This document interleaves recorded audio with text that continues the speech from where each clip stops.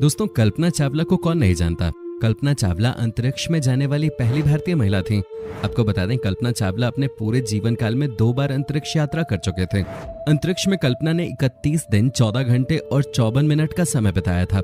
लेकिन सबसे दुखद ये रहा कि फरवरी 2003 में स्पेस से वापस लौटते समय उनके स्पेस शटल के साथ एक हादसा हो गया और इस हादसे में कल्पना चावला की दर्दनाक मौत हो गई। लेकिन सोचने वाली बात है कि नासा जैसी टॉप स्पेस एजेंसी के साथ ऐसी दुर्घटना कैसे हो सकती है, और ऐसे में यह घटना अपने आप में सवालिया निशान खड़े करती है। तो दोस्तों, क्या कल्पना चावला की मौत कोई दुर्घटना नहीं बल्कि कोई सोची समझी साजिश थी, या इसके पीछे कोई रहस्य छुपा था? इन सभी सवालों का जवाब आपको इस वीडियो में मिल जाएगा। इस वीडियो में आपको हम कल्पना चावला की मौत की असली वजह के पीछे क्या कारण थे वो बताने वाले हैं, तो वीडियो को मिस मत कीजिएगा और लास्ट तक जरूर देखिएगा।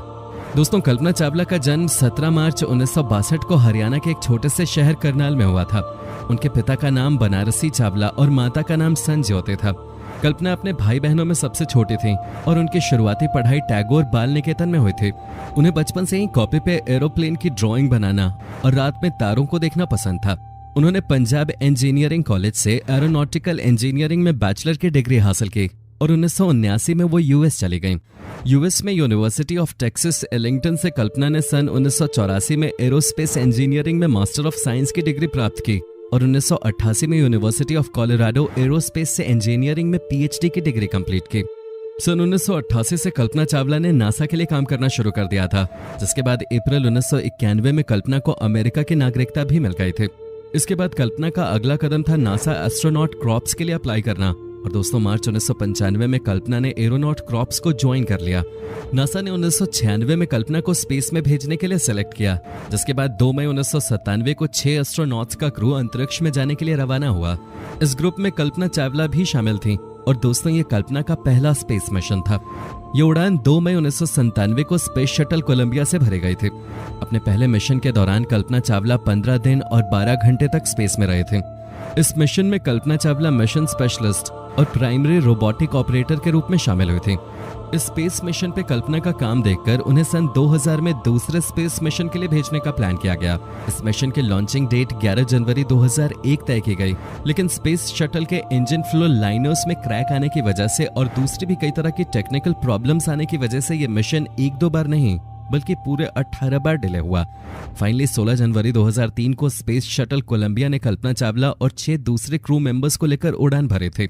16 दिनों तक स्पेस में रहने के बाद जब कल्पना पृथ्वी पर लौट रही थी कि तभी जैसे ही उनके शटल ने पृथ्वी के वायुमंडल में प्रवेश किया, वो देखते ही देखते आग का गोला बन गया और स्पेस शटल और उसमें सवार 7 यात्रियों के शरीर के अवशेष टेक्सास में गिरने लगे। इस हादसे में कल्पना के साथ उनके 6 क्रू मेंबर्स की दर्दनाक मौत हो गई। सबको लगा कि यह सच में वाकई एक हादसा था जिसकी वजह से कल्पना और उनके 6 क्रू मेंबर्स की मौत हो गई, लेकिन असल में 16 जनवरी 2003 को कुछ ऐसा हुआ था जो कल्पना की मौत का जिम्मेदार था। दरअसल दोस्तों, इस मिशन को लॉन्च करने से पहले शटल में 2001 से लेकर 2003 तक काफी सारी टेक्निकल प्रॉब्लम्स आई थी। जाहिर सी बात है, इस वजह से ये मिशन डिले होता गया, लेकिन ये जानते हुए भी कि इसमें कोई ना कोई प्रॉब्लम आई जा रही थी, फिर भी नासा ने इन टेक्निकल प्रॉब्लम्स को ठीक करके 16 जनवरी 2003 को इसे स्पेस में रवाना कर दिया। स्पेस शटल कोलंबिया ने अपनी पहली उड़ान 12 अप्रैल 1981 को भरी थी।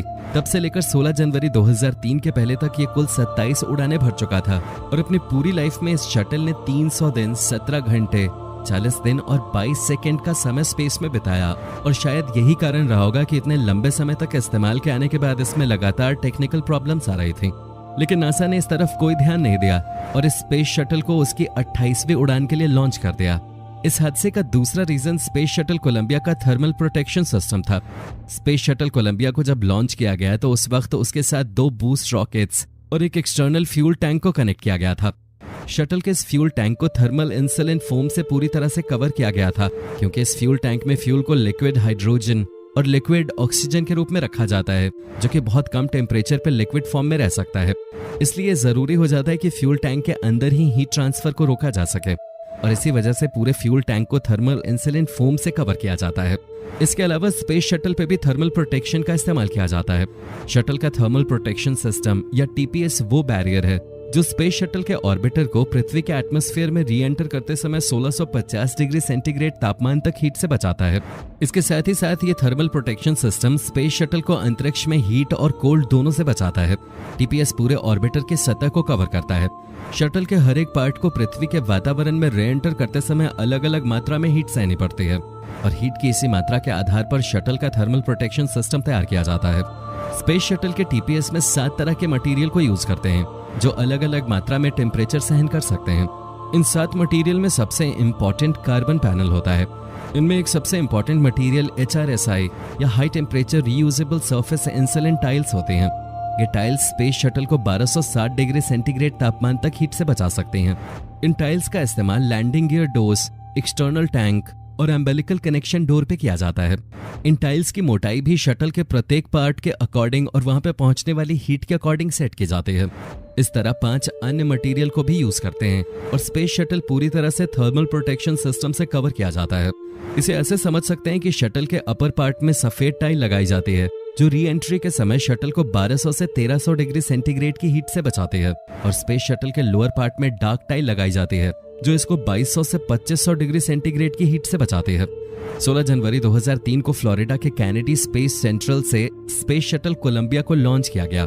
लॉन्चिंग के 81.7 सेकेंड के बाद एक सूटकेस के साइज का इंसुलेशन फॉर्म का एक टुकड़ा स्पेस शटल के एक्सटर्नल टैंक से टूटकर अलग हो गया। ये टुकड़ा स्पेस शटल कोलंबिया के लेफ्ट विंग के रीइंफोर्स कार्बन पैनल से टकरा गया। जिस वक्त ये घटना हुई उस वक्त स्पेस शटल 65,600 फीट की ऊंचाई पर था और 740 मीटर प्रति सेकंड की स्पीड से आगे बढ़ रहा था। ये स्पीड इतनी ज्यादा थी कि जब इंसुलेशन फॉर्म का टुकड़ा शटल के लेफ्ट विंग से टकराया तो इसने वहां 6 से 10 इंच डायमीटर वाले होल जितनी लगी थर्मल प्रोटेक्शन टाइल को उखाड़ दिया। साथ ही इस टक्कर की वजह से लेफ्ट विंग के आरसीसी पैनल को भी बड़े लेवल पे नुकसान पहुंचा। इस टक्कर की वजह से स्पेस शटल कोलंबिया के लेफ्ट विंग के 6 से 10 इंच के डायमीटर वाली जगह का थर्मल प्रोटेक्शन सिस्टम पूरी तरह से खत्म हो चुका था। नासा को इस बात का पता लग चुका था कि शटल के साथ दुर्घटना हो चुकी है, लेकिन नासा के मिशन टीम ने 7 क्रू मेंबर्स को इसकी भनक तक नहीं लगने दी। कल्पना चावला और बाकी के क्रू मेंबर्स लगभग 16 दिन तक अंतरिक्ष में रहे। इस दौरान वो पल पल की जानकारी नासा को भेजते रहे, लेकिन नासा ने उनको कभी ये पता नहीं चलने दिया कि उनकी शटल के साथ ये हादसा हो चुका है। इसके पीछे ये तर्क भी दिया जाता है कि जब इंसुलेशन फॉर्म का एक टुकड़ा शटल से टकराया तो नासा के मिशन टीम के इंजीनियर को ये लगा कि ये नॉर्मल टक्कर होगी जिसका स्पेस शटल पे कोई ज्यादा इफेक्ट नहीं पड़ेगा और वो सुरक्षित री एंटर कर लेगा। 1 फरवरी 2003 को कल्पना चावला और उनकी पूरी टीम वापसी के लिए रवाना हुई। उन्हें फ्लोरिडा के कैनेडी स्पेस सेंटर पे अमेरिकी समय के अनुसार सुबह 9:16 पे लैंड करना था। सुबह 8 बजे कंट्रोल रूम को डी ऑर्बिट के लिए मैसेज भेजा गया। 8:10 पे क्रू मेंबर्स को वापस मैसेज भेजा गया कि सब कुछ नॉर्मल है और वो री एंट्री कर सकते हैं। सुबह 8 बजे क्रू के चालक दल ने भी ऑर्बिट 1 के लिए स्पेस शटल कोलंबिया के 2 ऑर्बिटल मेन एवरेज सिस्टम को चालू किया। उस वक्त स्पेस शटल की स्पीड 17,500 मील प्रति घंटा या 7.8 किलोमीटर प्रति सेकंड थी।